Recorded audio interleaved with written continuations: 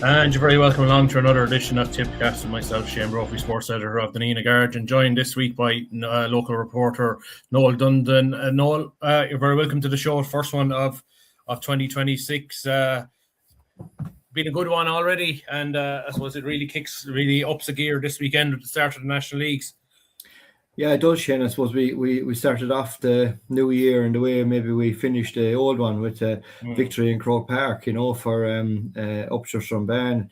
It was Croke Park was a happy hunting ground for Tipperary last year between Thurles CBS winning the Croke Cup there, the All-Ireland follow-on from the Harty, and then Tip winning the All-Ireland Senior Final, and then on to the tail end of the year and into the new year in Upchurch were the All-Ireland champions at the intermediate level. So really, really great experience and a great start to the new year. And as you say, we're eagerly anticipating Saturday night now and the visit of Galway to Semple Stadium, Yeah, and I suppose we might just touch quickly on Upper Church Strumban. You were in Croke Park for that, I suppose, incredible two finals, really, the junior and the intermediate. And like, I'm sure Upper Church 10 days on, they're still reveling in it up in the hills at the moment. Like, just an incredible win, it just rounded off their season, and to do it in the way they did without Paddy Green, Paddy Phelan coming on in only able to come on in the second half. Like, they had setbacks. They were, you could say, maybe second and third quarter outplayed, but they always found a way. Like, and I suppose their ability to get goals and were I suppose the difference on the day. Yeah, I suppose the final itself was a bizarre kind of a game. It was an extraordinary match, really. But it was probably a mirror reflection of their season, in that there were so many occasions when they looked dead and buried and looked to be in big trouble, but managed to pull it off. And I suppose that the match against Ballina in the county championship would be case in point there, where they were right down at the wire and needed a goal to survive, and they got it. A similar against Burgess in an area around as well. Similar as well. They were struggling, but still managed to get the win. And I think Liam Dunphy in his aftermatch comments too has made a very interesting point when he said that it was when they had exited the football championship that their season really took off, because that allowed them the freedom to actually do a bit of coaching with the team and to get proper recovery into the bodies and actually talk tactics with them and work out what they were doing. And I think if you look at the way the season went for them, the trajectory was certainly on an upward spiral after they exited the football championship, because their sole focus was on the hurling. You're talking basically about the same bunch of players, Mm-hmm. So they march on to win Munster and then on to Croke Park for that extraordinary day in Croke Park. And Shane, you and I have been at many extraordinary days in Croke Park, and that was up there with him up the best of them. I think I said to somebody after the match in Junction 14 on the way down, which was almost like Upper Church Village itself, because there's so many people there, that the church managed to almost lose the game on 3 occasions, but they won it on 4 occasions in the one game. Yeah, it was bad at the very end. You're kind of expecting the last Turin attack to end up in the back of the net, and we're going to penalties. It was that sort of a madness to it, wasn't it? It was, yeah. I mean, when Paul Shanahan got the goal at the very end, at the brilliant overhead pull, at what we thought was the very end of the game, and the church were cruising and all the rest of it, and Paul came off down the line and he got a big round of applause, and James McGrath went and threw the arms around his shoulder. Next thing, the ball is in the net at the other end of the field. The puck out comes, the ball is in the net again, and suddenly from being in a mode of almost celebration to having to dig it out was very uncomfortable, I would imagine, from an Upshur's point of view. But they did see it out, and I suppose that probably makes the win all the sweeter, that they had to work right to the very end. Like, I suppose, when we think of All Irelands in one in Croke Park over the last number of years of Tipperary, we've won them quite comfortably, Shane. We haven't had to dig out narrow victories over the likes of Kilkenny or Cork. We've won the games quite comfortably, but this was different. This was different gravy entirely. They had to really dig in right to the very end, and not until the final whistle sounded could they be sure that they had it won. And when it did sound then, well, it unleashed an incredible scene in Upchurch. The only in Croke Park, I should say, the only downside about it, I suppose, that the players don't get to meet their families for some time because they can't get out on the pitch and all that. But they've made up for it since. They've been celebrating since, and it's been tremendous for them. And I think they'll advance into the Dan Breen next year in very good fettle, Absolutely. And I suppose it moved on to last Saturday. Incredible occasion in Templederry. I suppose we were disappointing that I suppose only maybe it was a limited capacity, only 2,000 could be there. I think if it was somewhere else you could have got maybe 3 or 4. And the credit to Templederry, like they had everything organised to a T. There was no traffic issues, plenty of park, and I suppose crucially people came early. Didn't seem to be too many who came without tickets. I know we saw a couple. We saw a couple behind the wire. I must upload the photograph of that Bridget Delaney took of the lads in the farm. I'll upload it here. Yeah. But it's certainly a game, Noel, that it lived up to its billing. Like the quality of it was incredible. The excitement level, and as I said to Niall Cahill, the Thurles CBS manager, somebody was going to be heartbroken at the end of it because there's the photograph. I think one of them might be Adrian Ryan, the Templederry hurler on the left. I'm not sure whether the Ryans have that's their farm or what there, but a great photograph. But just I suppose a great representation of Tipperary hurling that match last weekend. It was, Shane. I think everything good about Tipperary hurling was there. You had a very big crowd, enthusiastic crowd, great atmosphere there in Templederry. And as you rightly said, the place was in really good shape for it, really well organised. The pity was that more couldn't get to see it, but thank God for Clubber, and people who were able to tune in who couldn't get tickets were able to tune in and watch it on Clubber. Although nothing beats being there, in my own opinion as well. But still, I suppose in years past we would have been saying that how the Tipperary teams perform in the Harty Cup is a good indication of what your county minor team is going to be like. Yeah. Now that has flipped on its head, that minor is back at 17 and Harty has gone to 19. It's more a case of how your county minor team fares would be an indication perhaps of how your Harty Cup teams might fare. And in this semi-final between Thurles and Nina, which I think there'll be many matches that we've attended that where you really are eagerly awaiting the game, but this one we just couldn't wait for Saturday to come. And it lived up to the billing. It was absolutely tremendous. It was physical, it was skillful. The initiative swayed over and back throughout the game. And ultimately, I suppose the goal was the difference between the teams. The goal that Nina scored, and a fine goal it was as well, taken very well. But a brilliant advertisement for Tipperary hurling. And I think Brendan Cummins was there. I think somebody said to me he was at the game. I'd say he was licking his lips, thinking that I've all these boys to come into me in the under 20 panel because I think Niall Cahill told me after that. There were 16 players, and I don't think his panel is finalised yet. 16 players that are currently within the training group from both squads. So I think 8 each. And you just look at the quality. Like you and Murray. He's still only minor this year. Brendan Cummins can't even. He can't touch him. But you look Shane Cleary for Nina, Austin Duff, Owen Dohan, the Nina captain, Patrick Hackett, then you go to the Thurles side, Jack Cahill. For me, looking at him at a county minor level last year, I thought he looks a different player in the middle of the field. I would have thought when Jack was moved in corner forward, it looked like his knee was starting to come against him, and they had to take him out of the middle of the field, and that Thurles lost something there, and maybe that's probably where Thurles will maybe look back on a bit of disappointment. And then Nina probably had the greater impact off the bench too. Like Luke McKeough won some big ball.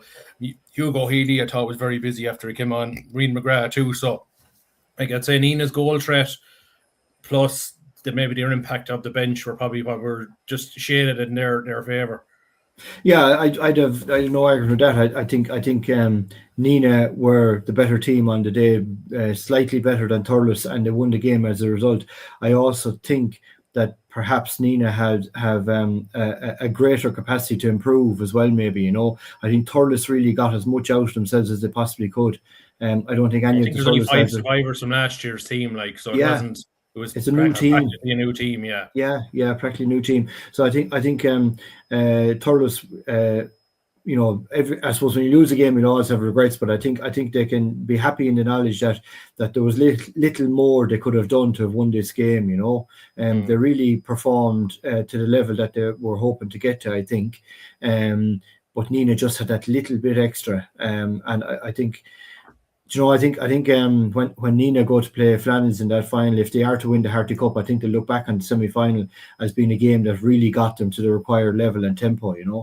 Yeah, absolutely. And like they've had a tough route to the final. Like they drew with Flannans the first day. They were in a tough group. Beat Art Sculreach, who were always strong. Beat Tipp Derby, beat Middleton, who won the Dean Ryan last year. Thurles, and now they have to go and play Flannans in Ennis in the final. And there was a press event in TUS in Limerick yesterday, and we said it to Donald O'Donnell, the Nina manager. It probably wasn't a bad toss to lose. Was with Limerick unavailable, the toss between Ennis and Thurles, and Ennis won. But Nina, having won there 2 years ago, a couple of players, they've good memories. So ordinarily, you wouldn't like to be going to play any Clare team in the final in Ennis, but and I think that the Thurles school and supporters and students will mobilise in big numbers, and I think it'll be a cracking atmosphere. I remember 2 years ago against when the Arts reached, I think there was 3,500 there in that venue, so you're probably talking up to 5 now, and it'll be a really cracking atmosphere in a smaller. I think it'll be better than in Thurles or in the Gaelic grounds in a big venue. You'll have a good crowd in a small venue. Yeah, I'd agree with you, Shane. Yeah, Cusack Park is rocking when there's a crowd there. We've been down there plenty of occasions when Tipp were playing, including last year in the Munster Championship. Really buzzing, really rocking place when the crowd is there. Obviously, it won't be full, it won't fill out, but you'll have enough of a crowd there to create that atmosphere. And I mean, even you saw what the atmosphere that was created in Templederry last Saturday with you get that at Harty matches. The lads are there and they're all cheering on their team, and the teammates are there, and I'm sure the Nina mascot will be dressed up again and out on the field in Cusack Park. So you're looking at Patrick Ryan, Owen Dohan, Austin Duff. I'm sure there's a couple more of the company. They went to Nolan Park and won an All Ireland in Kilkenny's backyard. Like they don't mind having it to do it the hard way, and it would make it sweeter if they were able to do it the hard way. Yeah, it would. It would. Much like, as you say, when we won the minor All Ireland down in Kilkenny, it always is when you go down to go down to the home ground, into the enemy territory, if you like, to win it. But I don't think they'll be really focusing on that. I think they'll be just focusing on the game, and Cusack Park is just another field. I don't think there'll be a huge difference either in terms of supporting strength, because the Nina people will go really strong to them. I mean, look at the teams you're talking about: Moneygall, Killadangan, Kilrowan, Burgess, Nina itself, Tumivara, Bursley, Burgess. There'll be huge support from all those clubs. And it's funny the way it snowballs, Shane. Like Thurles found that last year, that from kind of Harty Cup semi-final to the final play down in Mallow, then you move on to the semi-final of the Crow Cup. Right, not a huge crowd following that day, but by the time it came to St. Patrick's Day in Crow Park, massive Thurles CBS crowd there, drawn from all of Mid Tipperary. And I think Nina will find out as well that all of North Tipperary and a good scatter of others as well from the Mid and the West will follow them on too. So I think they can look forward to huge support there in Cusack Park.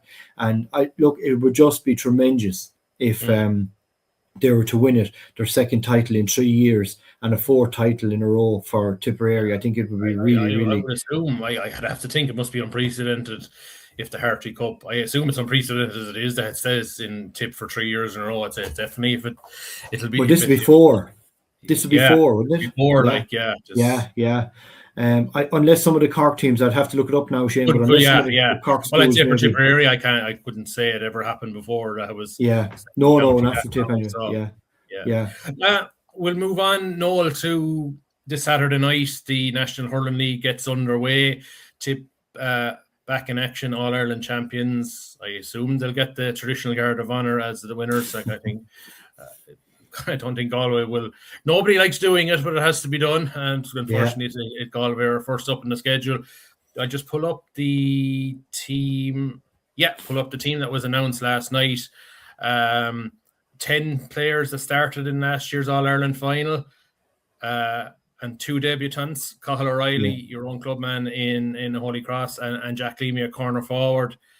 And then there's a couple more, Adam Daly, Cathal English, and Paddy McCormick and Stephen Tobin. Like, there'll be 4 guys looking to make their debuts off the bench. Like, so in fairness to Liam Cahill, he has stated, like, okay, last year Tipperary had no choice but to hit the ground running in the league. This year, I think that winning mentality is that let's not take Anton for granted. Let's go bullheaded at every match. We probably saw last year, and he probably been learned from Clare. That Clare probably came in a little stale in the league. They got relegated, and by the time they probably got up to speed in the championship, it was too late. So, like Tipperary, okay, without Ronan Maher, without Owen Connolly and John McGrath for the moment, Jason Ford on the bench, it's a bit inexperienced, but has potentially very, very exciting. Yeah, I have to say when I saw the team last night, I was very happy with it. To be honest with you, I thought, I like the look of this team in the sense that, as you say, 10 starters from the All Ireland. So there's your experience, there's your spine in the team. But then the couple of debutants and a few newer players, say Oisin O'Donoghue who's getting his start there, Jack Leamy and Cathal O'Reilly starting for the first time in a Tip jersey at senior level, but nothing new to them either, Shane. You know, they've been there minor and under 20 level and all that, like, so it's nothing new to them to be coming into that I'm not sure even Cathal has even played in the challenge matches or the Munster League. I think this could well be his first game, like, so, like, I'd say it is, like, and no one, like, he I suppose size wise he's still growing. He's not the biggest chap, but God, he's so, like, you just know that this guy, he won't be fazed by it one little bit. No, he won't. He's that kind of a guy. But I have to say, I saw after the Under-21 championship this year when Holy Cross won the county final against Portsley, and about a week later I happened to be down the field and Cathal was down there running on his own with the helmet off and he had a cap on him and all the rest of it. And I was watching out as I was walking around the field watching, and I had to do a double take to see who it was to be sure that it was him, because I have to say his body shape has changed considerably in the last year, and he has put a lot of bulk on those legs and that, you know. So he's a powerful guy. He might be the biggest man in the world, but he's a powerful guy. But he hasn't lost that pace that he had, and often that can happen with fellas when they put on that bulk, that they can lose that little yard of pace, but he hasn't lost it. So I'd be really excited for him now starting tomorrow evening, and for Jack Leamy also, a guy who has been a top class forward for a number of years, coming through the schools system and onto the Tip team.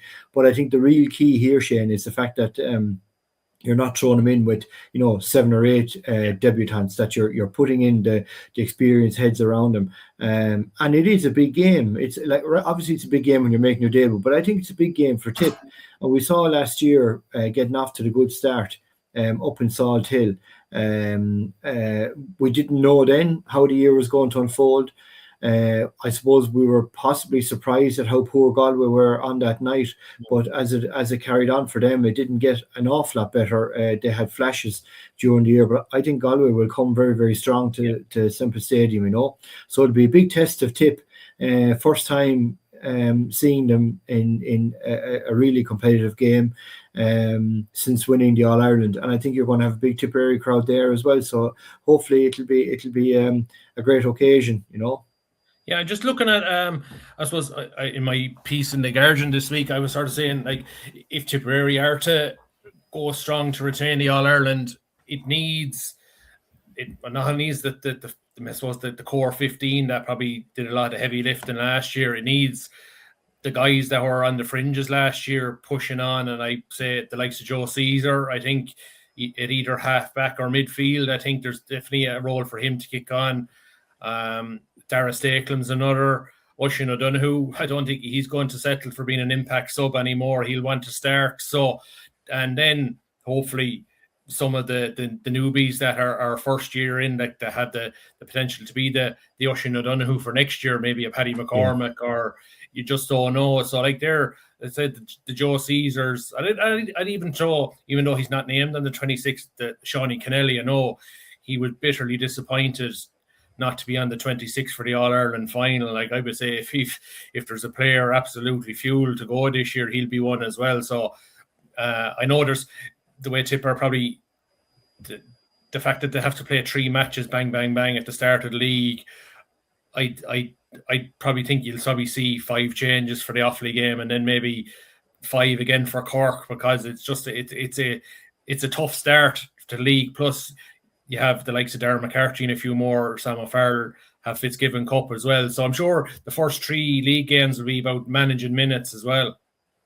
Yeah, and that's what happens at the start of the league. It's about, as you say, managing minutes. It's a balancing act, They'll be very conscious of the Fitzgibbon Cup and the other third level competitions that fellas might be playing in, but they'll also be conscious of making sure that as the league progresses, that some of the older heads who will be coming back are getting enough game time as well, and getting time on the pitch, because the championship comes around so quickly, like if you are fortunate to get to a league final again, your championship will come maybe a fortnight after that. Like, so you need to make sure that all the lads are getting minutes on the field. Now, I suppose we put a lot of emphasis on the league matches themselves, but like the quality of the games that the lads are playing in training are as good as any league match too. And I suppose you would have to reference the preparations for the All-Ireland last year to know how those games, when they're working effectively, can influence how you play on the day of a big match. So ultimately they're going to be looking at the championship, Shane, but I think getting to a league final would be a big goal for Liam and the management team this year. Again, I think it served them in good stead last year. It certainly didn't do the county board coffers any harm either.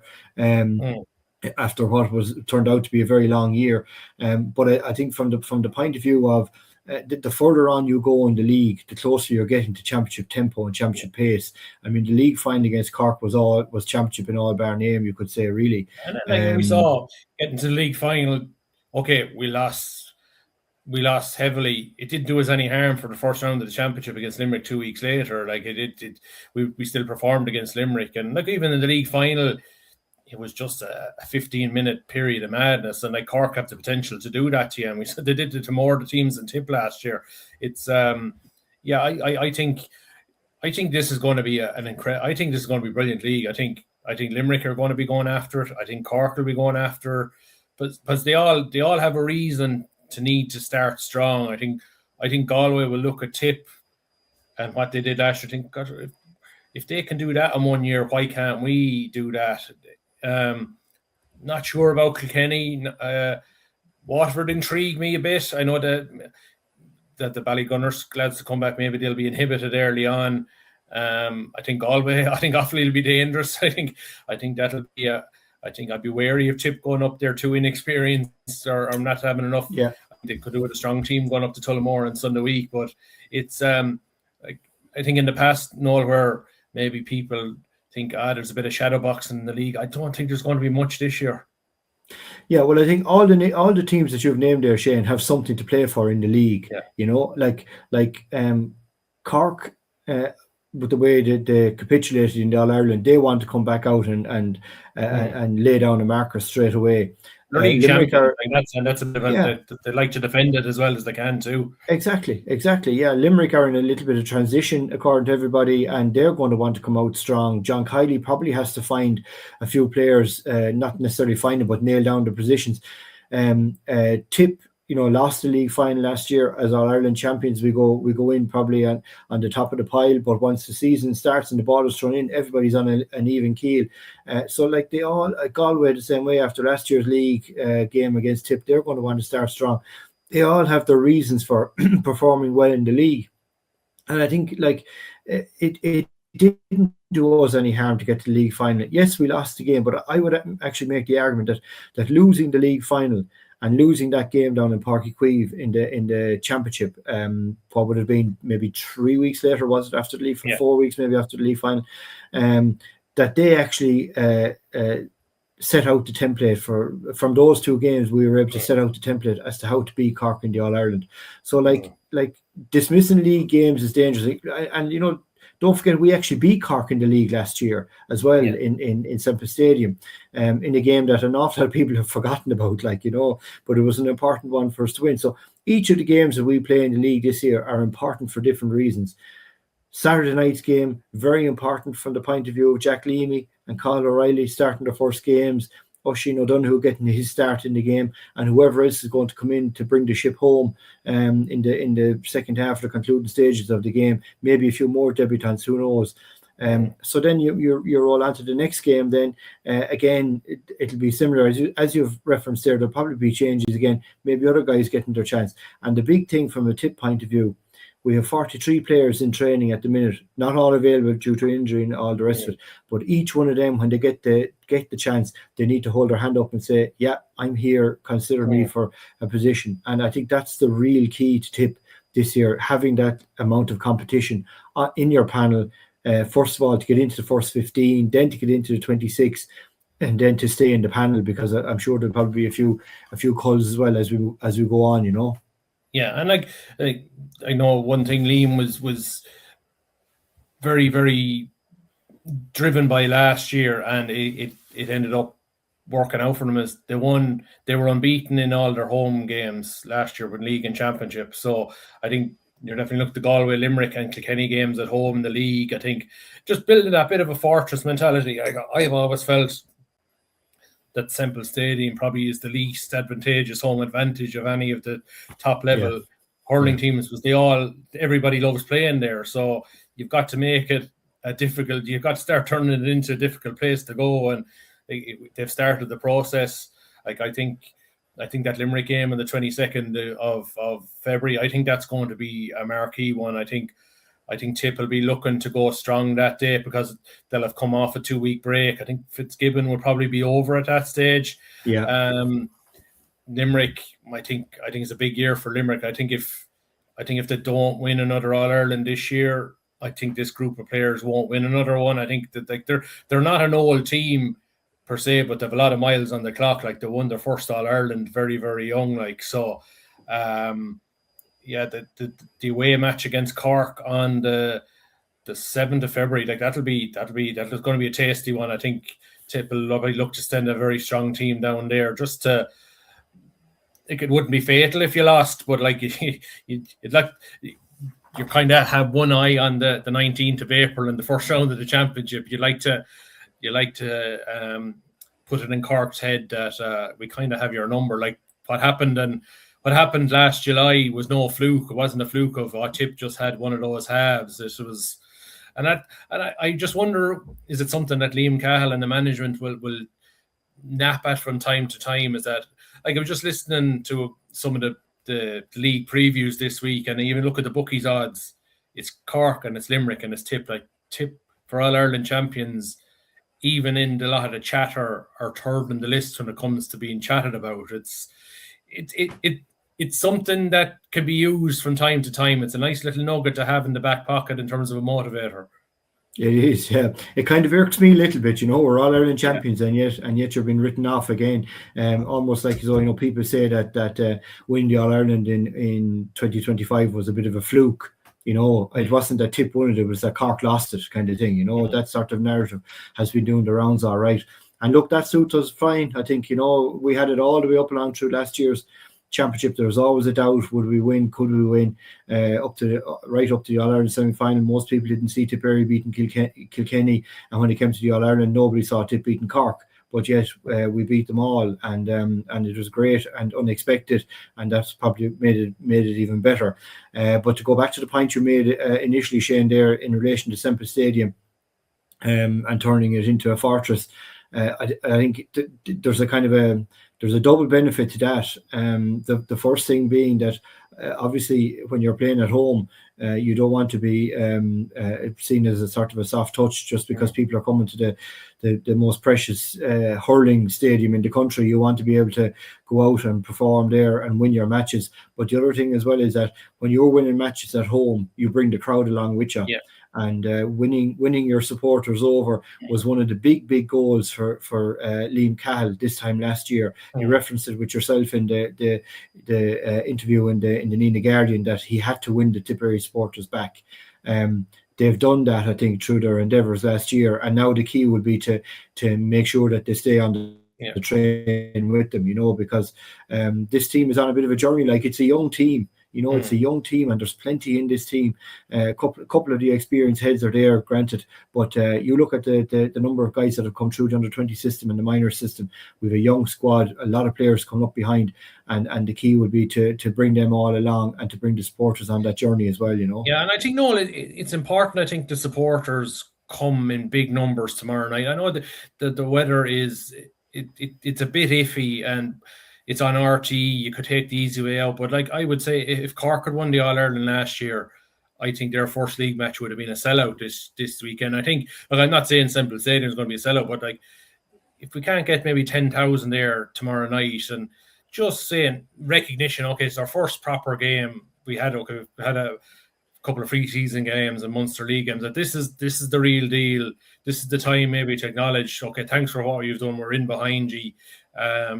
And start to mean to go on.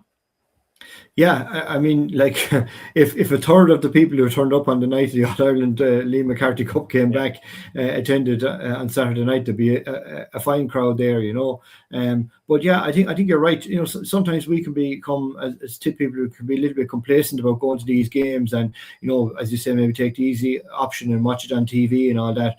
But look at Semple Stadium. There's plenty of cover there. If it's a bad night, you won't get wet. You'll be inside in the stands, and just be there and help create that atmosphere and help drive the thing on, because that's what we want. And like, at the end of the day, Shane, as well, bring the kids, bring in the kids, clubs, or the kids bring the parents. There's the kids that'll well, that's it too. It's the kids that'll nag the parents to say, come on, we're going.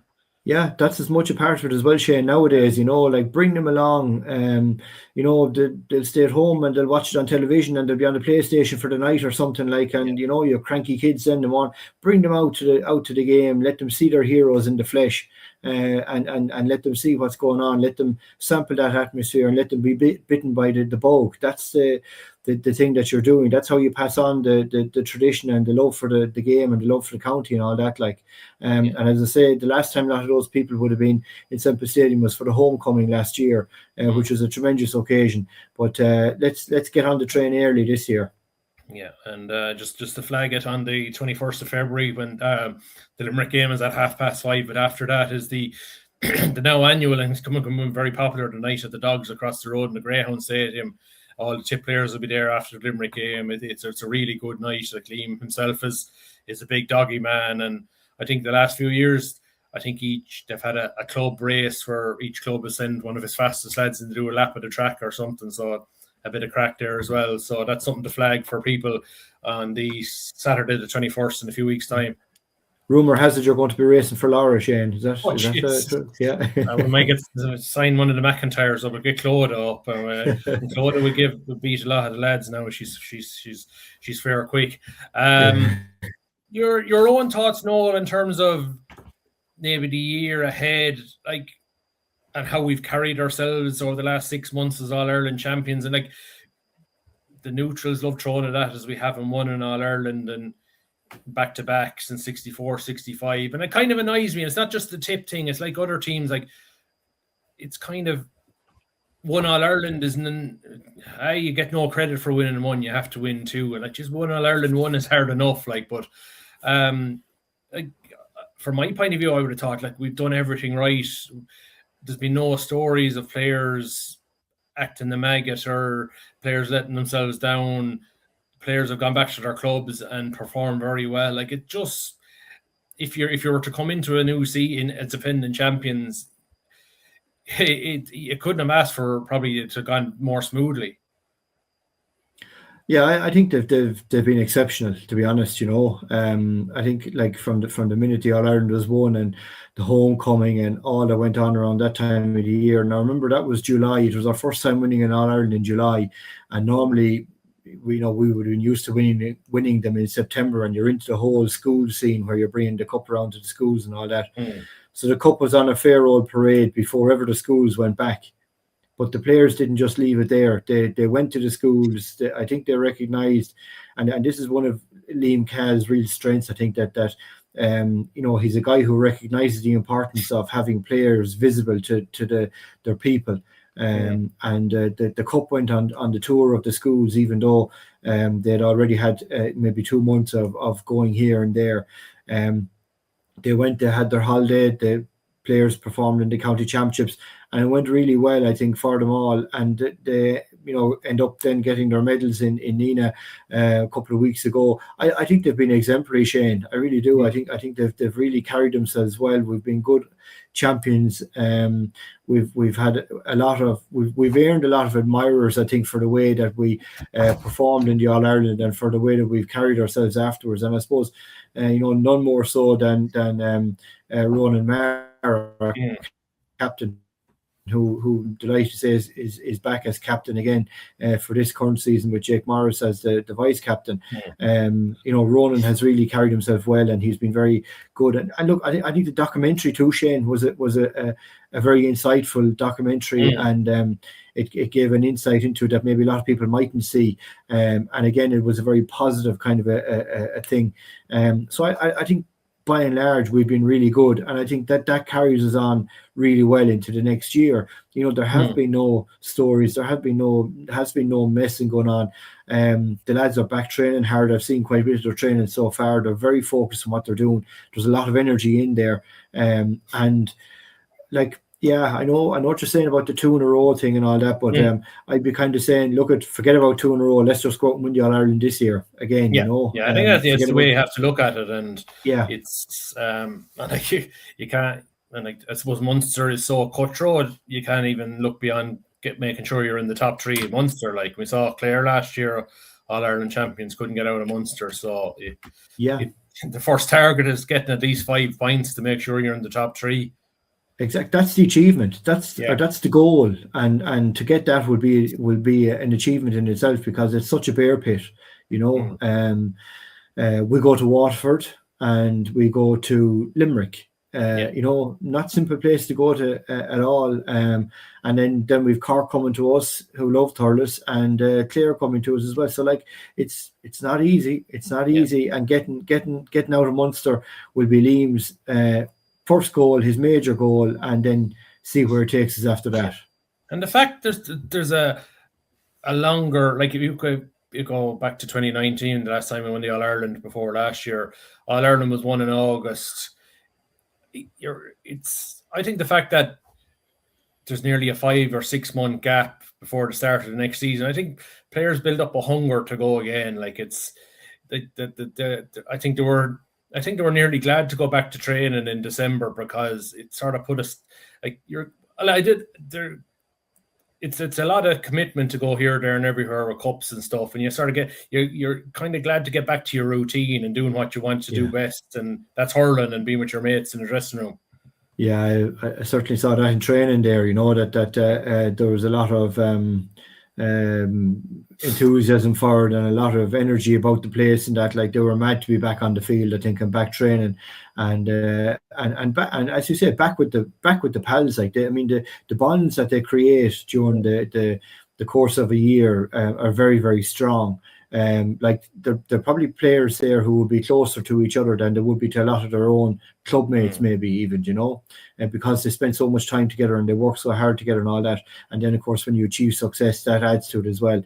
And then you bring on the new guys who are coming in, and you're going to see some of the older lads will be putting the arms around the shoulders of those new guys and bring them along and nursing them along, and that, most of the new guys who come in are well used to the Dr. Morris Park and well used to the system, because they've been there through development squads and through the underage teams, and that's the beauty of those things, I suppose. So the transition, while it's a big jump, mentally maybe for a player. In real terms, you just go in and you do it, and you've been doing it all along, But I think they've brought a lot of freshness to it as well, and that sort of youthful innocence is a big thing as well for the older players. I mean, you can imagine what some of those young guys are going to think when they see Noel McGrath talking out alongside him, or Ronan Maher, or Jason Ford, or whoever the case may be, So I think we're in a really good place, Shane, and it's exciting to be looking to the year to come, and starting on Saturday night. So, roll it on.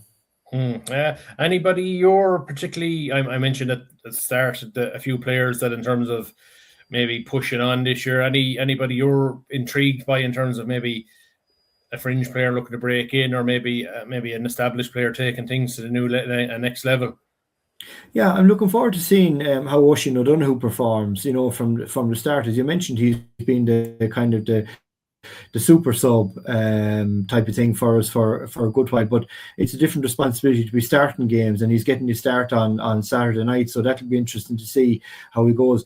Jack Leamy had a very good year for the club last year, and has come through well. Paddy McCormack the same way, broke into the panel for the All-Ireland, the match day panel for the All-Ireland last year.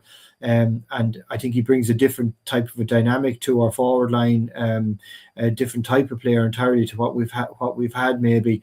So it'll be interesting to see how he goes and how he can fit into the system that's there as well. You also mentioned earlier on about Joe Caesar, and he's been playing quite well in those Munster Co-op League games and in the few challenge matches that they've had. He was unfortunate last year in that he got injured in the Limerick match in the first round of the championship, damaged ankle ligaments, and that kind of took him out of the picture for much of the campaign. And by the time he did get back, the thing had moved on a little bit. So he has a big year ahead of him as well. I think he's getting his chance as well. So I think we've a lot to be optimistic about.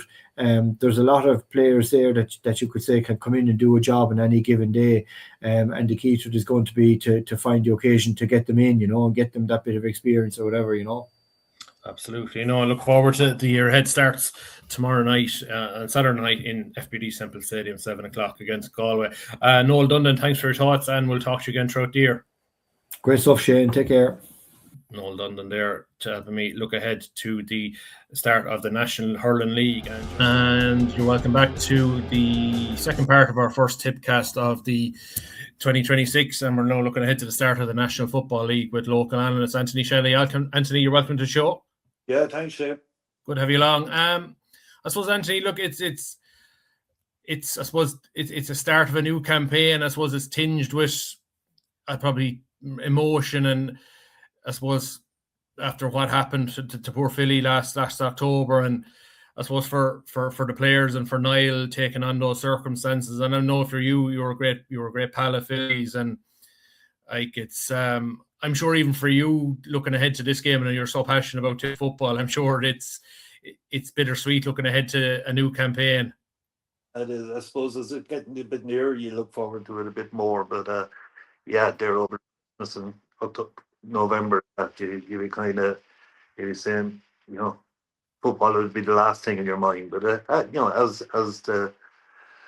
as the date for the opening game comes closer, you do kind of look forward to it a little bit more. But it is tinged with, it's really for the likes of me now. Like even if Philly wasn't involved or whatever, when you see the team last night, it's not the big things that is when you miss them. It's the small things that catch you unawares. Like if you had a bit of gossip or whatever, you'd be on the phone, see the team last beyond. Like they're the ones that, when that was announced last night, my first thoughts went to Philly. Like, but it's be in contact with Anna and girls a good bit. Like, and as I said, the loss it is to us. Like when for the Ryan family, it's really difficult.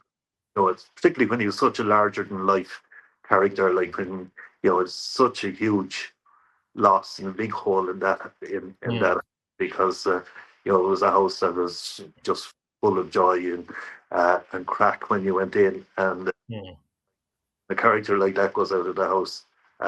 It's a huge loss. So as big a loss as it is for Tipperary football, it would be it's a huge loss for the Ryans. But hopefully he would say, everyone needs to get back in the horse now and get ready for his family commercial while they were his clubs, and you know, um, he always wanted the best for Tipp football, so he'd be looking down, kind of hoping that the boys can produce a result tomorrow. Absolutely. I just pulling up on the screen that the team that's been announced to play London on Sunday. Pretty much like a lot of a lot of faces that would have played. I took it in the last game of the Tailteann Cup against Leitrim. A lot of similar faces. I think Charlie King and Joe Higgins, I think, are the only, and Owen Craddock, the only three players making their senior debuts. The transition had started under Philly, but definitely, I suppose, if you were following on from Philly, the one man you wanted was Niall Fitzgerald, because he'd worked with so many of the next generation that were coming through, and look, he's given them their head. And I suppose if Tipp are to pull themselves up out of where they've been the last few years, it's going to start with youth. Yeah, and probably nobody better placed than Niall to know exactly what a lot of these young really give. I think 17 debuts last year throughout the league in Tailteann, which was a huge amount. It's a testament to that group of players that, and a little bit of an advantage to Niall as well, in the sense that one of the problems we've had for the last 5 or 6 years is that we seem to have a new panel every year.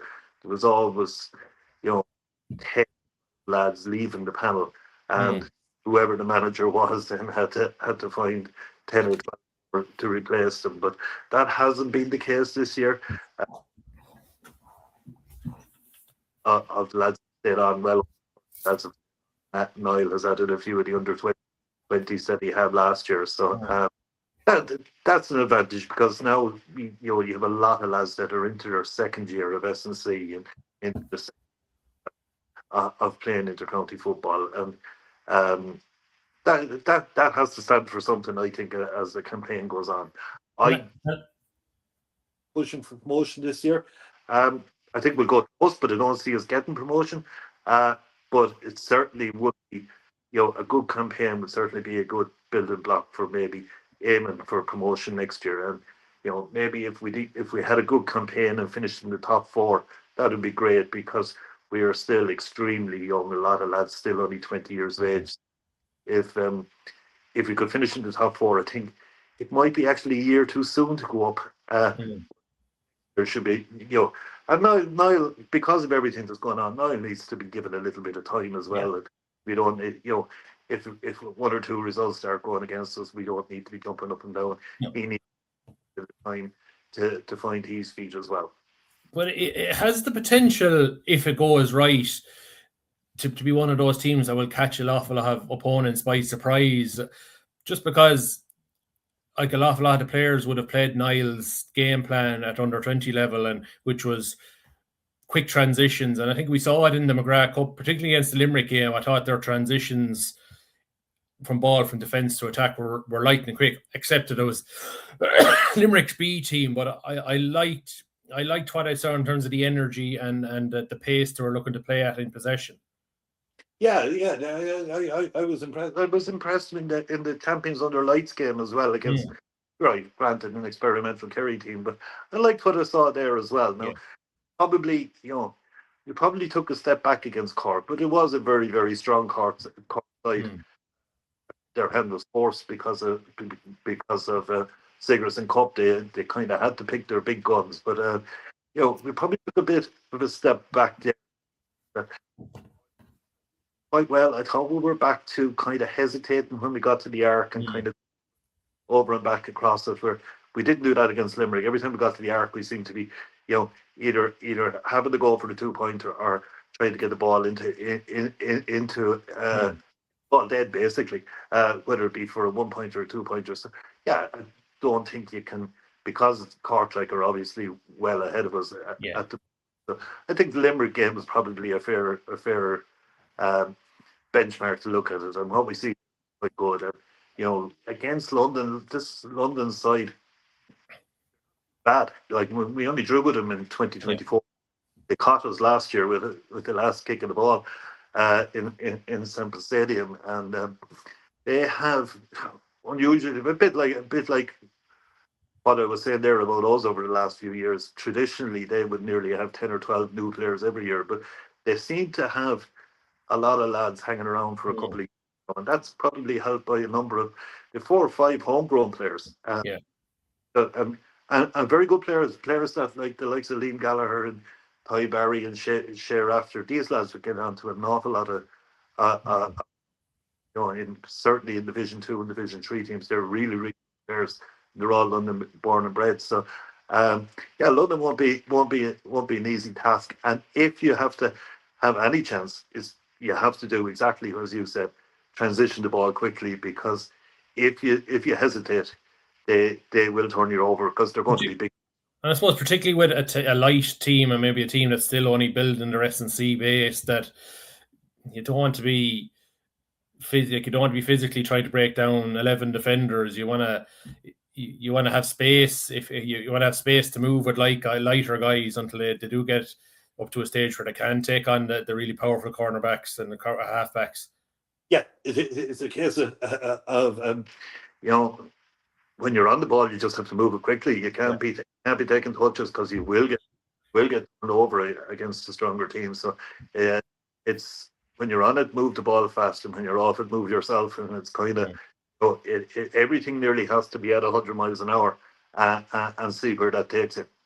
Yeah, just looking at the team that's been selected for the weekend, I would assume, like, you're looking at the inside line, you're probably thinking Cathal Deely probably come out, but that leaves 2 smaller corner forwards inside. Do you think, or will Sean O'Connor go inside? Like, in terms of how do you think Tipperary, I suppose under Niall Fitz last year, when you watched them play under 20 and the new rules and the 2-point arc, how do you think they're set up in terms of maybe adapting to them or maybe taking more advantage of them? We've seen the benefit of the 2-point arc in terms of, I suppose, as we even saw it in the club final last weekend, just more to you. If you don't see it as a way to take advantage of the other team, you really have no chance. Like, if you're not willing to use it to your advantage, and we saw with Donegal in the All-Ireland, you're not going to win big enough games. No, and probably it is probably on the team that's picked at the weekend. We don't have in it, right? Sean O'Connor, possible, but outside the arc is on Sean's limit. Yeah. No, it's not a comfortable kick for him. Joe Higgins definitely has it. Can be erratic, but if he catches fire, but we do later on in the game, we do have a lot of 2-point kickers on the bench. So on the field, you kind of say Sean and probably Paddy Feehan are your most likely 2-pointers. Keane Smith, obviously, but on the bench, then, like, you have the likes of Mark Russell. Presume the fact that Stephen is named on the bench, that I probably struggling a little bit with injury, but there's imagine that there's 20-25 minutes in him, and even coming on, if he does come, could be vital to see out this game. And definitely has the 2-pointers. They're huge, and that's why I'd always like to see Mark Russell involved. Because not only is he an intelligent player and doesn't put the ball at risk, but he has the 2-pointer in him all day long. And as you said, such a huge part of the game now. You can't beat.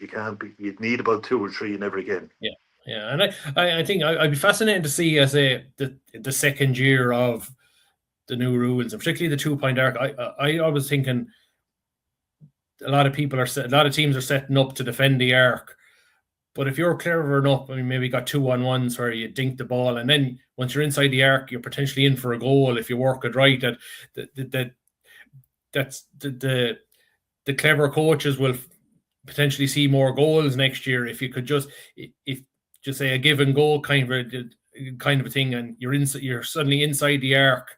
You've breached maybe about 6 or 7 guys who are defending the arc, and you're potentially in for a goal chance. So I'm fascinated to see how teams take advantage of teams that marks only around the arc now. Yeah, and you could see the offensive teams as the year went on. I thought it was particularly noticeable in the club championship, and Dingle did it probably better than most. Was that once they got to the arc and gave the pass, the guy that gave the pass moved himself to the edge of the square to take. He takes Yeah. it with him in there to lead the side for maybe one or two. Like here you'd see maybe 7 or 8 lads hanging up around the arc, all waiting for the 2-pointer. But now they're trying to create more space outside the arc, send lads into the 6-yard box, and if they're not followed in there, well, then there's the little pass and the possibility of a goal chance. I would love to have seen the goal moved up to 4 points. Mm-hmm. But maybe it's something that they'll look at next year. But yeah, they're definitely. I mean, there definitely could be this year with lads to it, the teams getting used to it. There possibly will be more 2-pointers and more goals. But I'd be looking for this year. Anybody that you're fascinated by, maybe that's has been on the panel for a while, you think will be going to kick on, or some of the newbies that you think have the ability to kick on, like from a point of view, like Charlie King has been a standout at minor and under 20 level, real good footballer, but he's a great leader as well for a lad that's so young, and he's one, and like I say, I think Micheál Freeney has massive potential. That he's only on the bench, and you mentioned how strong our bench is, and he's very adept at getting into the. I thought Tipperary last year, the amount of goal chances we got of shots for 2-pointers that fell short, and he tended to be in at the edge of the square a lot of the time. There's another avenue as well for goals too. Yeah, I could only presume Michael's carrying some that. I would have thought he was, himself and Keane Smith were our 2 best players last year. So maybe he has, when you're not in a training and you don't know what's going on, Michael is an absolute brilliant player. So one probably worry I have that while we have a lot of pace on the start of 15, the guys that you're looking at on the bench, the Mark Ross, Stephen, Michael Freeney's, you'd imagine that you'll see them at some stage, but they're not. While they bring experience and skill and all that, they're not bringing pace, and so it's when they come on, you are taking a little bit of pace in, but I would expect Owen Craddock is probably a left field pick, and we've known Owen for a long time, and a young lad I had at under 14 development, under 15 development squads, and a really good player, and an engine and an attitude, a brilliant attitude, and gets through some amount of work. My worry, he will be a surprise for most, but he's certainly at Tipperary senior football. That's the ability he has. My worry for it that he probably hasn't played a lot of football, over the last couple of years. He was with the under 20 hurlers. He was on that panel. A minor football for Tipp. He was with the under 20 hurlers, and I see he's on the UL Fitzgibbon.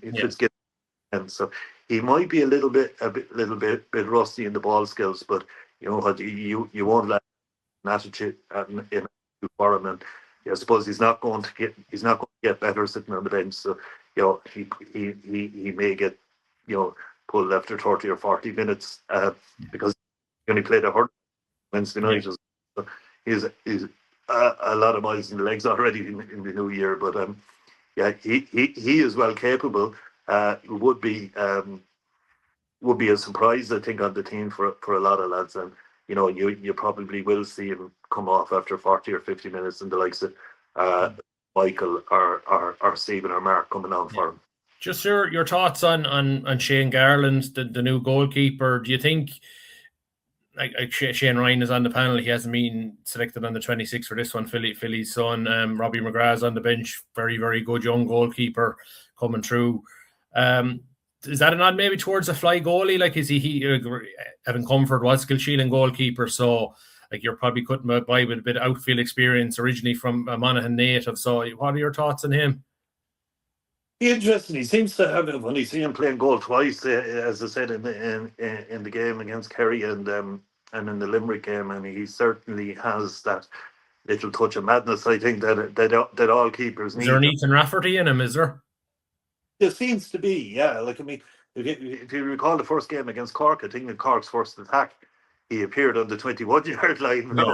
nowhere, like, and he got away with it that time. But like, he played minor and under 20 in goal for Monaghan. He was sub keeper to Rory Beggan for a couple of years on the Monaghan senior team. So he has experience. So playing outfield, Keelan, is probably the surprise there. No. So he could play fly keeper, but I'm not sure that. I'm not sure that I don't know if we're safe enough on the ball yet for us employing fly keeper. You have to make sure that we're still in the, like, you can't touch it till it gets over the halfway line. So and you can't. We do tend to make force errors. So you don't want to keep the yards, and next thing suddenly somebody gives a pass to the foot or it's turned over. So I would say just play him as a goalkeeper for the time being. Maybe sweep behind James, definitely, but don't be coming past the 21.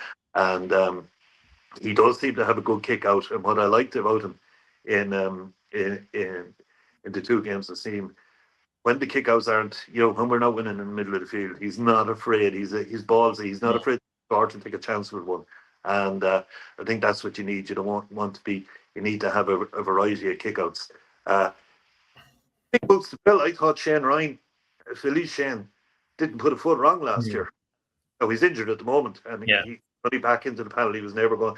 He only came in the new year, and he's actually injured, so he'll be out for 4 or 5 weeks. So, but it's great that we have a competition. Robbie McGrath's also goalkeeper, and we have another Shane Ryan from Mile Rovers, who's a very good goalkeeper. So, but that'll keep them all in their toes. But it will be interesting to see to see how he goes. But from what I've seen so far, he does look like a very competent keeper.